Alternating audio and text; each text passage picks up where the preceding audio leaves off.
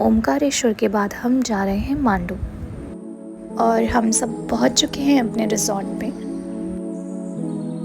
And it's time to explore this resort. Let's गो।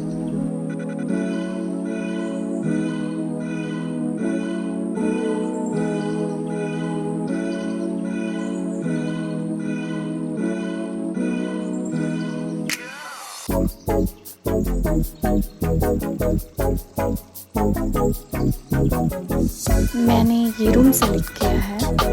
वैसे देखा जाए तो सारे रूम्स एक जैसे ही हैं।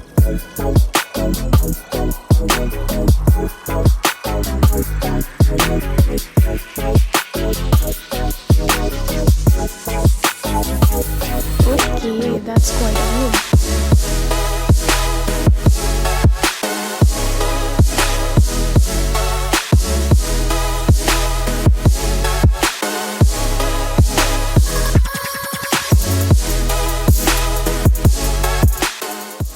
अब हम आ गए हैं मांडू का the famous sound and laser light show देखने। There are 2 shows, one at 7 PM in Hindi and another in English at 8 PM. इस साउंड एंड लाइट शो को हिंडोला महल की दीवारों पर दर्शाया जाता है।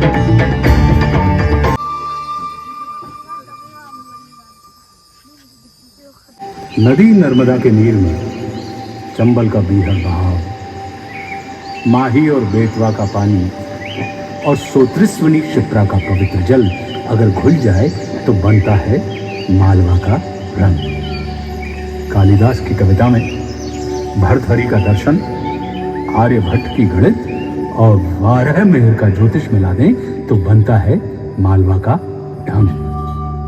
अवंतिका उज्जैनी के विक्रमादित्य की न्यायप्रियता में, धार के राजा भोज की लोकप्रियता और सुल्तान गियासुद्दीन की विनोदप्रियता को जोड़ दें तो बनता है मालवा का अंग। एक गुर्जरी चारवाहन को अगर एक सुल्तान से, एक गाने वाली के सुरों को एक बहादुर के शौर्य से, राग भूप को राग कल्याण से यानी रानी रूपमती को अगर बाज बहादुर से मिलवा दें तो बनती है मालवा की तरंग।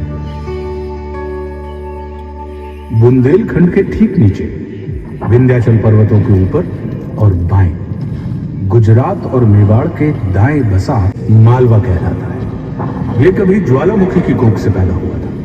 यही राज है यहाँ की काली मिट्टी का, जिस पे उगने वाले विशाल विहंगम जंगल कभी डायनासोर के घर हुआ करते थे। ये जमीन इतनी जरखेज थी कि इस भूमि ने जाने कब से उत्तर के मौर्य शासकों और गुप्त साम्राज्य को, दक्षिण के सातवाहन और चालुक्य सम्राटों को, खलजी और गुलाम वंश के दिल्ली के सुल्तानों को, मुगलों और मराठों को और फ्रेंच और अंग्रेजी सैलानियों को भी बार बार अपनी तरफ खींचा है। इनमें से हर एक के लिए मालवा को अपनाए बिना हिंदुस्तान का अर्थ अधूरा था।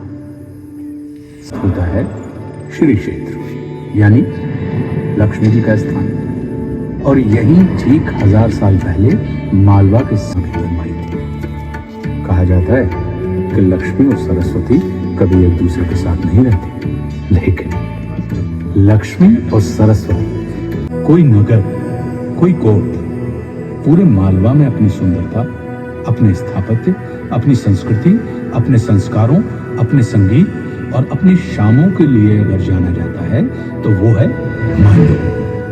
एक गर्वीले ऊंचे पठार से 1000 फुट नीचे नर्मदा की अप्रतिम हरी भरी घाटी को निहारते तालाब भूमि पर काम करते समय एक किसान को अपने खेत में एक अजीब पत्थर दिखा। जब उसने अपनी खुरपी से उस पत्थर को उखाड़ना चाहा तो अचानक उसकी लोहे की खुरपी सोने की हो गई।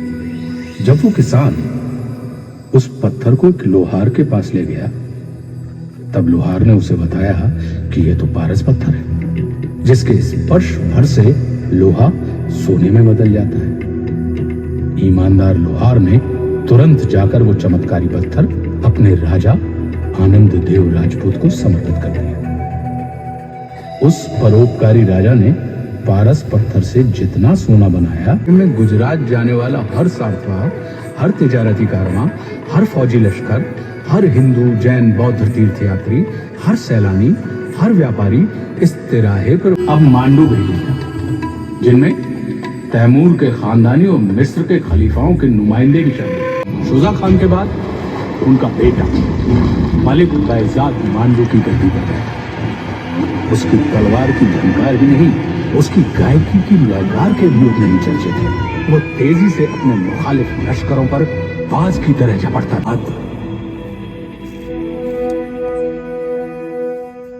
के किनारे शिकार खेल रहा था कि एक हिरन का पीछा करते करते वो धर्मपुरी नगर के पास पहुंच गया।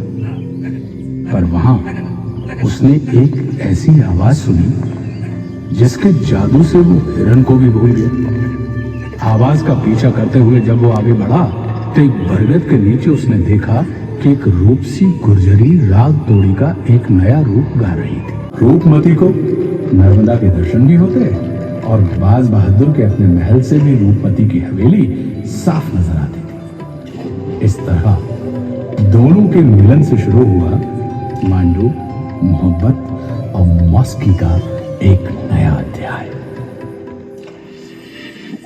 मगर मोहब्बत का यह राग फतेहपुर सीकरी में बैठे बादशाह अकबर को रास न आया। अपनी आंखों में पूरे हिंदुस्तान को फतह करने का ख्वाब सजोए मुगल आजम का अगला लक्ष्य था मांडू पर कब्जा करना। और अकबर ने अपने एक सिपहसालार आदम खान को पूरे लाव लश्कर के साथ मालवा की तरफ रवाना कर दिया। हम मांडू जाएंगे, सिर्फ इसलिए नहीं कि वो एक दारुल सल्तनत है, बल्कि इसलिए मती जहर का प्याला मुंह से लगा के मौत के आगोश में खो गई। अकबर ने चित्तौड़ के हिंदू राज में जौहर की ज्वाला देखी थी। इस बार एक मुस्लिम राज में भी उसे हार न मानने वाली एक पतिव्रता वीरांगना का सामना करना पड़ा।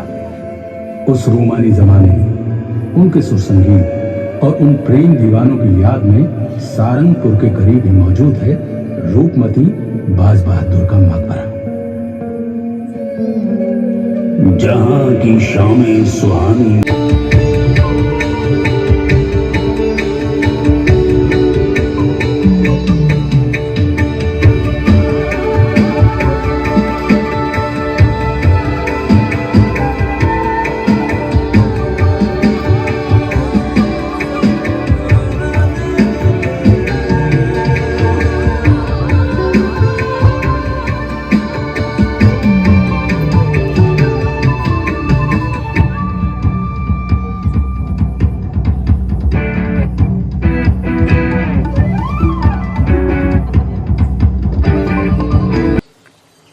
Next morning, I woke up early, so I decided to do yoga.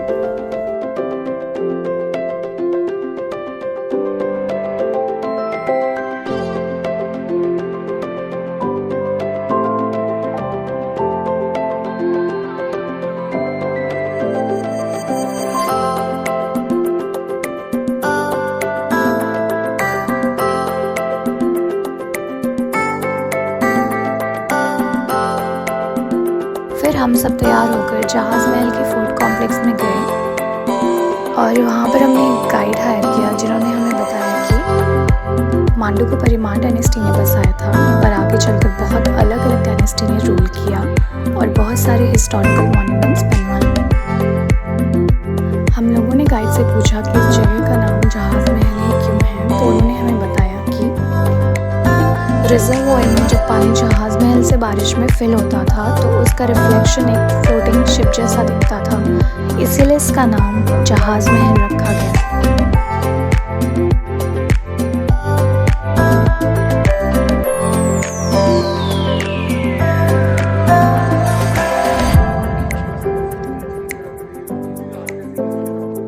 Later we clicked some pictures and we left for Ujjain.